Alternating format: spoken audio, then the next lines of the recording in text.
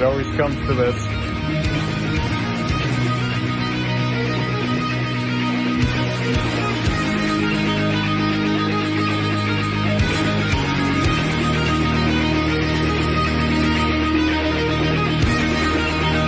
More nice shit.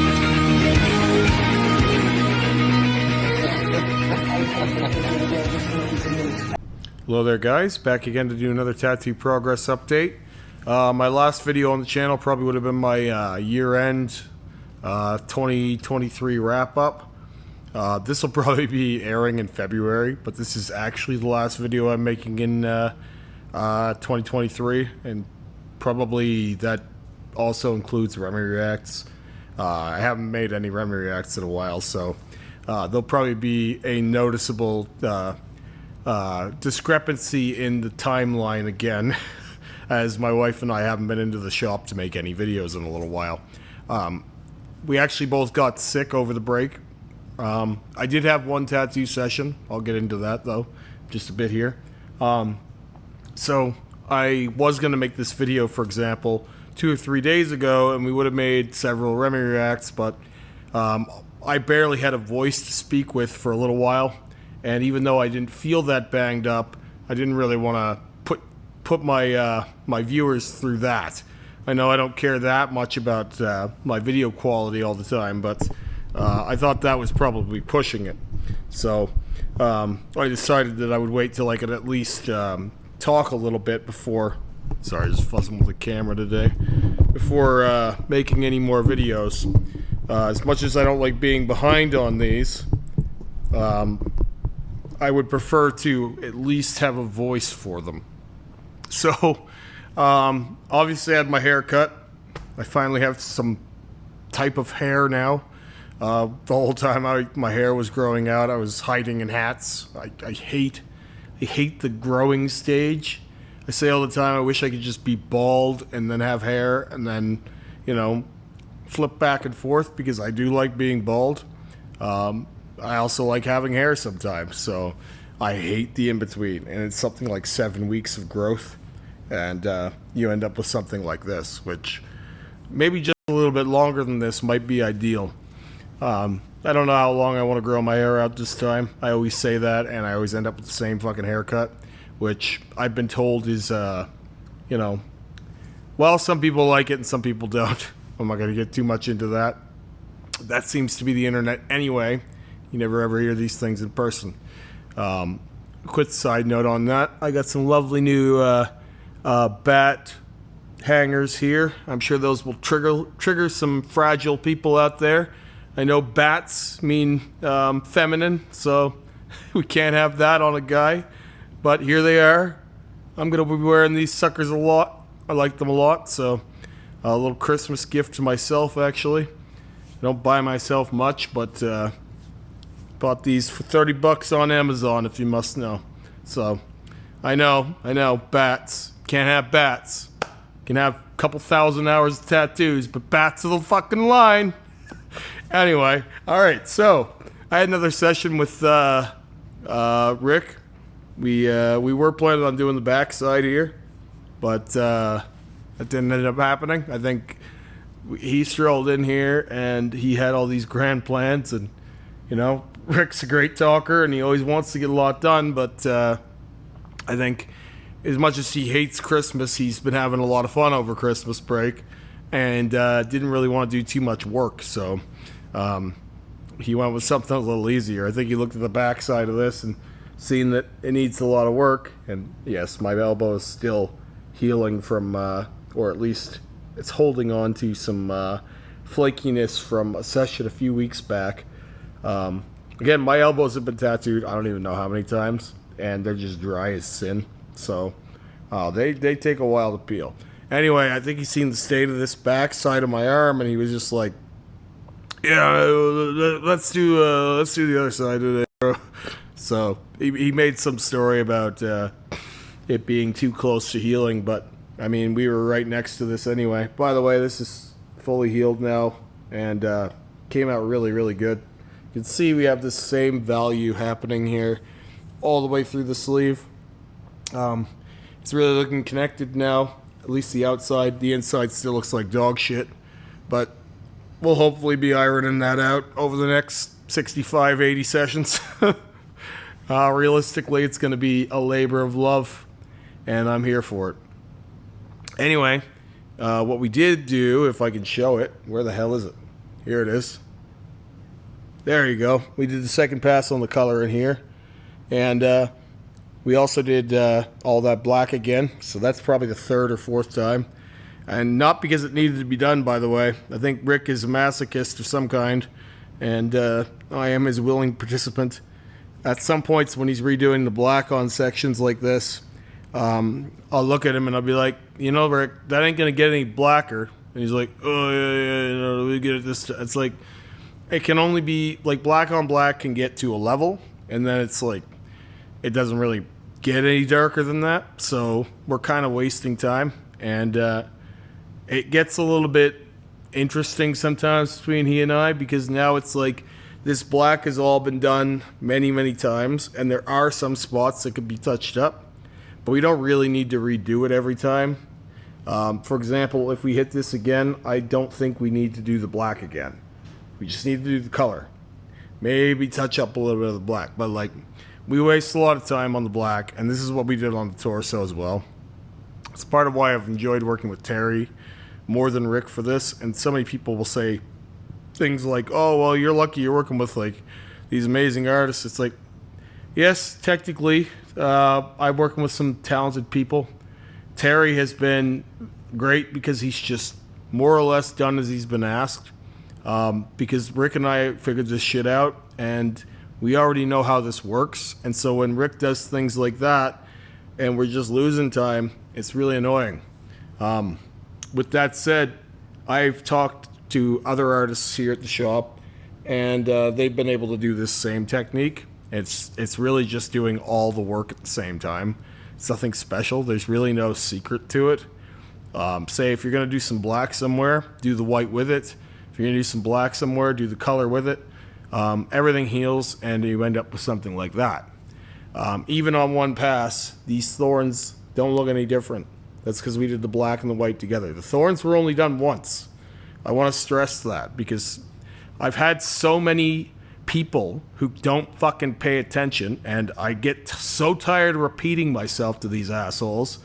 But I had this idiot write up this big long comment here on my YouTube the other day. He's like, yeah, that's fine for you, Remy. You get tattooed twice a week. But I don't want to be touching up my work for the rest of my life. No, asshole. You missed the fucking point. If you had paid attention, that has been done once. It's not going to need to be done again. No more often than any tattoo. It's just that I have this OCD that has me wanting to improve upon what I already have. So example is, this red didn't need to be done again. Did not need to be done again. But I wanted it redder, so I did it again. Same thing. These roses were substantially whiter than they were. But I still wanted to hit them again, and I may still hit them yet again. These were red at one point, and I've done something like 4 passes over them with opaques and whites, and I may do another one. But that's not because it needs it. It's because I want to improve things. If you're looking for a guy to follow that's going to get a tattoo and let it fall apart over the next 45 years, you got the wrong fucking channel, asshole. That ain't my thing. That's never been my thing. You're not going to see that here, and that's not because these tattoos don't age well. That's because I'm always wanting to make things better. So that means that even if this rose was to stay like that forever, that doesn't necessarily mean that I'm going to let it stay like that forever either, because I'm going to want to make it even better. But if you're paying attention, you'll understand that this hasn't been tattooed in well over a year. These thorns really are the perfect example of one pass white and black on black, and that's what you get. So there are areas of me that will not need to be done multiple times, and then there are areas that I will do more and more and more because I want a more striking result. And you can do that basically with any tattoo, by the way. Most people are just fucking lazy and complacent. I got this line thrown at me one time when I said that, like, oh yeah, no, things need to breathe. But it's like, yeah, sure, you want to do your black and gray tiger or lion, and that's fine. You want to do it the one time and let it fade and get super light and fall apart one day. Maybe it stays forever the way it was put in. Maybe it doesn't. What do you care? You did it once, you did it right, that's it, then fine, do that. That's not what's happening here. And that's not because I need to do it every couple weeks. It's things can be made better. That's it. I really need to stress that because I'm getting very tired of hearing that from lecherous half-wits that can't pay attention to a fucking 5-minute video. Usually they'll watch the first 30 seconds, hope to see the clip of the tattoo, and they'll tune out. And then they whine that they can't get it to work the same way. It's like, well, you didn't listen to any of the fucking information you were given, bud. I have been incredibly candid and forthcoming. I'm not working with fucking magicians in here, and things could be better, by the way. If I had these suckers that... There's some artists who'll sit for, Terry's great for this, but Rick he's a 2 hour at a time guy. So this could be done a whole lot faster and easier than it is. A lot of the times with Rick, it's a long, unnecessarily painful road. So how many times do you want to do this black? You know what I mean? That's been done. That's going to get done again. And I'm not going to tell the plumber how to fix the toilet, but we both know it doesn't need to be this way. So it does get a little bit annoying at times. And it's part of why I'm going to be happy to be working with a different artist on my back piece, because for these sorts of reasons and other reasons like this, I've gotten tired of Rick various points along the years. He first tattooed me around 17 years ago almost now. So he did my first tattoo, and the guy does incredible work, but you're not necessarily lucky to be working with Rick. It's not really how it goes. It has its ups and downs. So, yeah, these spider webs on my arm, they healed up exactly like I wanted them to. So they're super black, they're super there. And what they've super proved is that if I wanted to, and so they're thin, so they're not incredibly striking, looking at them and I'm wondering constantly, should I have made them thicker? But I don't really want to overdo it either. This was, again, not so that the spider webs would stand out. It was more to break up some inconsistency in the red.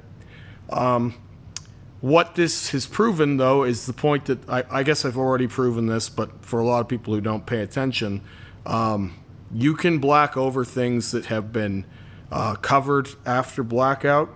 So we did this with the eye, where I had the sunflower, the fly eye pattern over the black of the eye. That was done over blackout. Then we blacked that out, and now we're doing a portal over it. So theoretically, if I were to live to be, 70,000 years old, who knows how many sleeves I could have. I can damn sure promise you that I would be changing this one up at least one more time. Not that I hate the rose sleeve. It's just this was done more or less to prove my point. And it has done so. But what I've proven again with things like the spider webs over the red is, now that this is white, now that this is red, I can go over that with black again, and you can achieve a darker black. So for example, this black will stay blacker than the black lines in here. That's because those lines were done over black, where these lines have been done over red. Even though that was black before the red. So it's a little bit crazy to wrap your mind around, but if I wanted to, I could fill all this in black again, and it would be blacker than it would have been if I had have done black on black, now that I'm doing black on red. It gets confusing, and but it makes sense when you think about it, because now there's way more red in here. There may be very little black left in the mix. Even though at one point this was solid black here, it's not anymore. It's been made something else. So now if you reintroduce black into the mix, a certain amount of black into the mix, you're going to have a very black covering that red.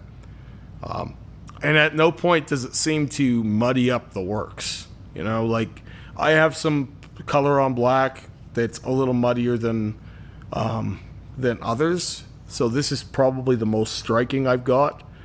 But that's because I have done more passes on that. So, for example, there are some spots in the chest piece that could still be hit again, because a lot of that is only 2 passes. So there's some spots that got highlighted, but for the most part, the chest piece was a two-pass color on black project, all parts. There's a whole lot of detail in there, but we can brighten that up if I want.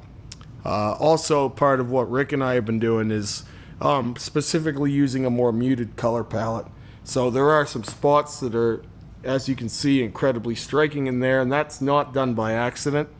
That was done by, that was our intention with this, was that most of it would be a fairly subtle kind of textured skin, and then there would be features in there. So like the teeth and the little glow in here, and the yellow and green highlights, and obviously the eyes and the skin in between the eyes to highlight the eyes.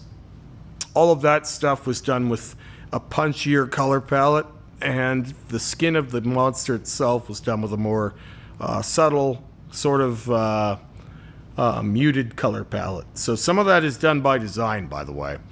And because so many people will lob, oh, well, it's not as bright. It's like, well, if I wanted a bright red, I have a bright red. Okay? We don't want that everywhere. Same thing. I don't want the brightest of brights. You don't, if I wanted that, I had that in my first suit. This was more about sort of like a modernization of that idea, or a growing up on my first bodysuit. There are some similar themes in this suit, and they're all connected better. But overall, I find a more muted color tone for the background of things, and the foreground being enhanced by that muted background is what works best. So I have a session coming up here with Rick. Hopefully we'll be hitting the back of this. If he hasn't been having too much fun the last few days. That session may not happen, by the way, because it's the day after New Year's Day, and he might be on some kind of a kick. But if it doesn't happen, that's fine. I am still getting better from this cold anyway. This is the most I've talked, and my voice is getting worse as I carry on. But business is business. I gotta make these, even just for myself. It's good. So I do have a session coming up with Terry next week, and I'm not sure what we're doing yet. I have 3 options on the table for that. I'll either be doing the pink and blue highlights, the light pink and blue highlights all over the purple and blue that we did, or I'll be doing these, once again, the white is not faded. Before I mention, I'm going to do the white here again and surround it with red, and maybe touch up this inside of the throat here, which again is red. Just want to mention, not because it needs to, just because I want it to be more like that. Just little sidebars for you guys so that no one can call me on this stuff. These things are already good. I just want to make them better because I'm fucking OCD. We'll be doing the spider webbing, continuing the spider webs through here over to here, and doing a brand new piece over here over the red. Not sure which one comes first, but those are all coming up. Anyway, I'll talk to you guys again soon. Have a great day.